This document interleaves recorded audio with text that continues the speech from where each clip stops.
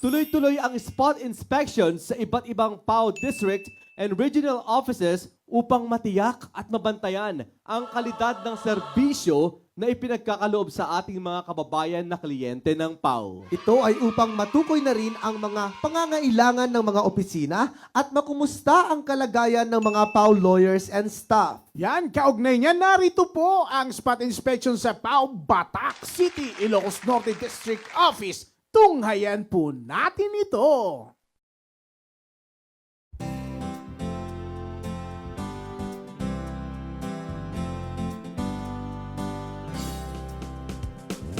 Buhay mo ay alay sa bayan. Ikaw ang pag-asa sa buhay. Mailap man ang katarungan, ikaw ang lakas. Unang-una yung leadership ni Chief.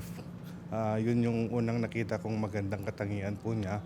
And nakikita po namin na isa siyang ina sa Public Attorney's Office.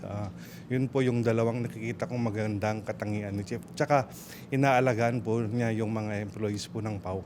Marami pong salamat sa lahat po ng ginagawa mo sa PAO. Talaga pong kayo po yung ina ng Public Attorney's Office. Maraming salamat po, Chief. Persida alamat na tunay. Persida